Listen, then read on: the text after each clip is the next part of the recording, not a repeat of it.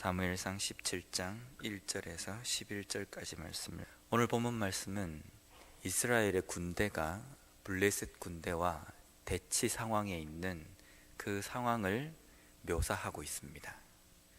이스라엘과 블레셋이 전쟁을 하는 것은 오늘 이 본문이 처음이 아닙니다. 사무엘상 14장 47절에 보면 이렇게 기록하고 있습니다. 사울이 이스라엘 왕위에 오른 후에 사방에 있는 모든 대적 곧 모압과 암몬 자손과 에돔과 소바의 왕들과 블레셋 사람들을 쳤는데 향하는 곳마다 이겼고, 블레셋과의 전쟁이 제법 있었던 것 같습니다. 그런데 그 전쟁 때마다 이스라엘의 군대가 이겼습니다. 승승장구했습니다. 이제 그 수많은 전쟁 가운데에 다시 한번 블레셋과 전쟁을 하게 되었습니다. 이 전쟁에 나가는 이스라엘의 군대, 이스라엘 백성들의 마음은 어땠겠습니까? 오늘 전쟁 이길 수 있을까? 이 전쟁 과연 승리할 수 있을까? 이런 의문을 갖고 출전했겠습니까? 아니면 오늘도 여전히 이길 것이다 라는 확신 가운데 이 전쟁에 들어섰겠습니까? 아마 후자일 겁니다. 오늘 이 전쟁도 우리가 이겼다. 왜냐하면 이전에도 사울을 필두로 해서 우리가 수많은 전쟁에서 승리를 했기 때문에 오늘 이 블레셋과의 전쟁에서도 우리는 이길 수 있을 것이다 라고 생각하며 출전했을 겁니다.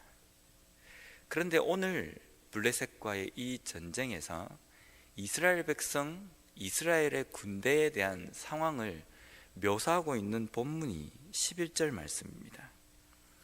사울과 온 이스라엘이 블레셋 사람의 이 말을 듣고 놀라 크게 두려워하니라.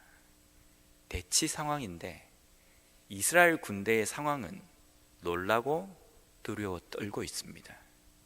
이유는 우리가 잘 알고 있는 골리앗이라는 장수 때문입니다. 중간에서 싸움을 도두기 위해서 이 골리앗이 나와서 이스라엘 백성들을 위협합니다. 너희들은 와서 1대1로 싸워서 나를 이기면 우리 블레셋이 이스라엘의 종이 되고, 만약에 내가 이기면 너희들이 우리의 종이 되어야 한다.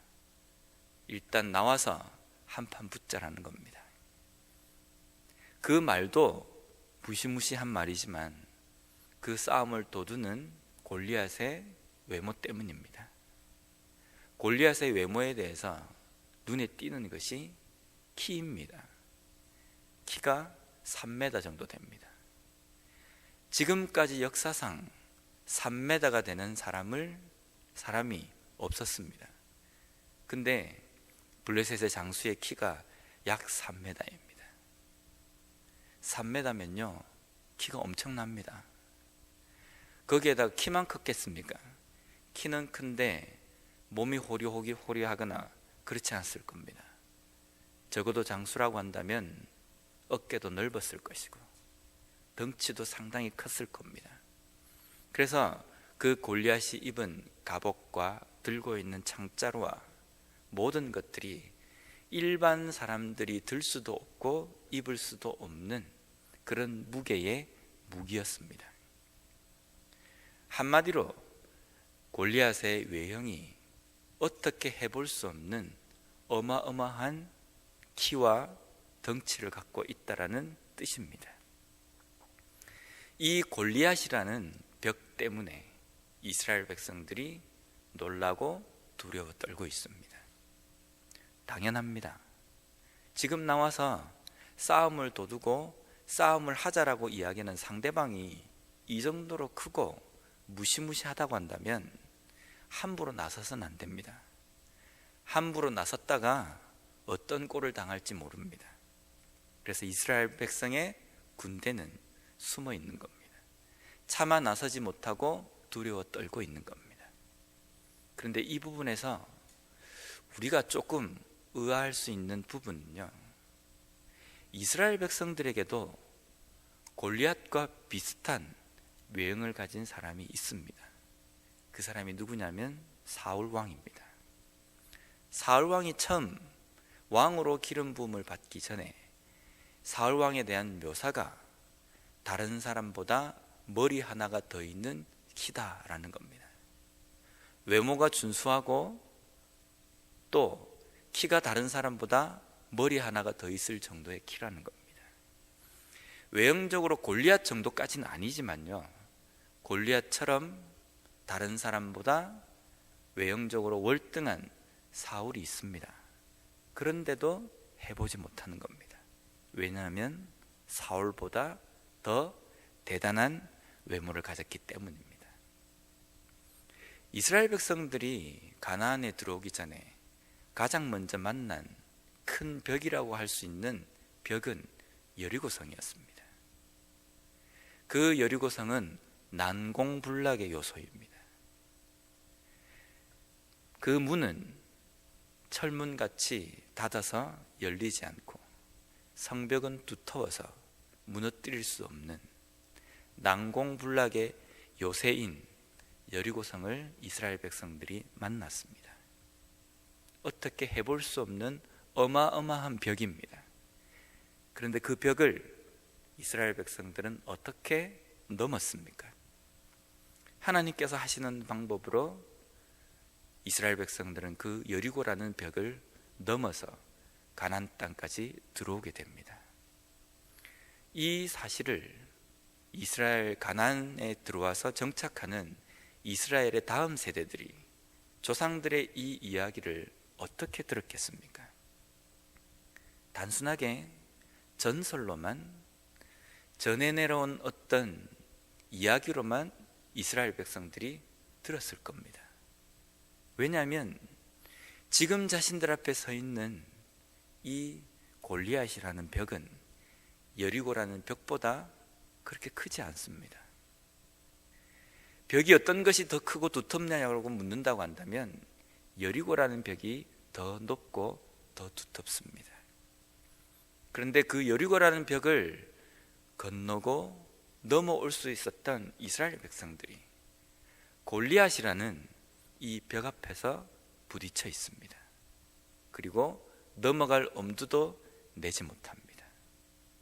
이유는 하나님이 그들과 함께 있다라는 그 사실을 까맣게 잊고 있기 때문입니다. 자신들의 조상과 함께하고 그래서 수많은 골리앗보다 높은 벽을 넘게 하신 하나님이 지금은 자신들과 함께 있다라고 생각하지 않기 때문입니다. 지금 자신들과 함께 있는 어떤 힘은 사울이라고 생각하는 그 한계에 있기 때문입니다. 자신들이 가지고 있는 무기는 사울밖에 없다라고 생각하기 때문입니다. 그렇기 때문에 사울보다 높은 벽은 이스라엘 백성들이 넘지 못하는 것이 당연한 계산입니다. 오늘날 우리의 삶에서도 우리의 인생에 여러 가지 문제와 벽들을 만납니다. 그 문제와 벽을 이겨내기 위해서는 우리가 어떤 스펙을 가지고 있어야 합니까? 더 많이 배워야 하고, 더 많이 물질적으로 소유해야 하고, 더 많이 우리가 강해야 한다 라는 논리로 그 벽들을 접근한다고 한다면 더 큰 벽이 있으면 또 가서 더 많이 배워야 합니다. 또 가서 더 많이 물질을 모아야 합니다. 또 가서 더 많이 우리가 강해지려고 노력해야 합니다. 그 다음에 더 큰 벽이 나오면요, 계속적으로 우리가 그렇게 할 수 있습니까? 이 세상에는 우리보다 더 높고 더 크고 더 많이 배우고 더 똑똑한 그러한 사람들이 많이 있습니다.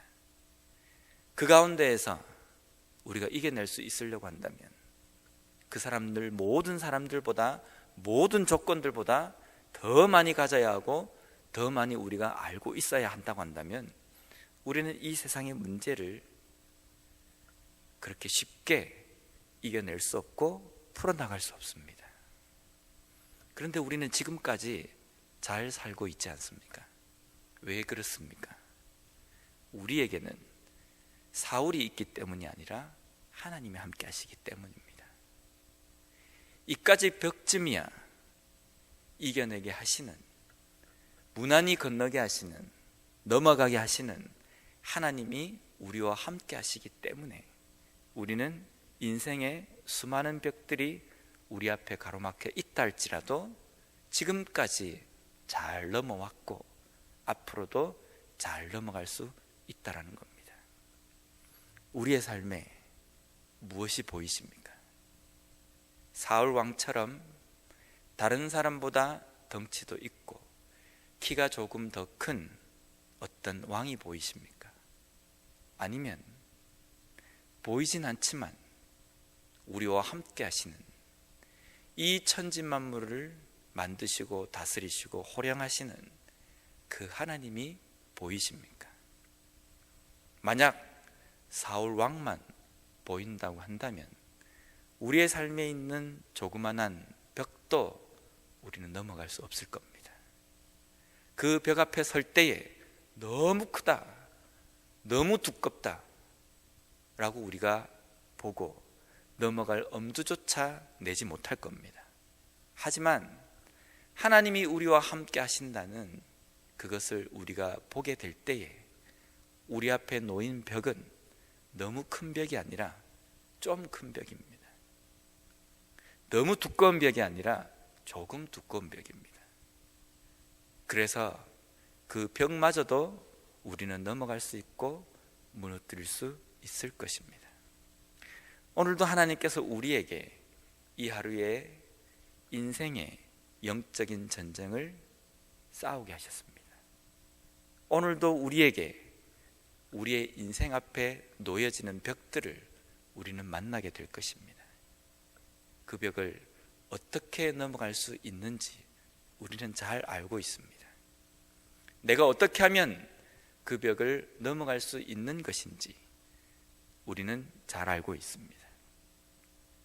우리 삶 가운데 함께 하시는, 역사하시는 전지전능하신 여호와 하나님을 온전히 의지함으로 말미암아 오늘도 우리의 인생 앞에 있는 그 벽을 너무 높다고 생각하지 않고 좀 높은 벽을 쉽게 넘어가고 무너뜨릴 수 있는, 말씀 가운데 승리할 수 있는 우리 모두의 삶이 되었으면 좋겠습니다.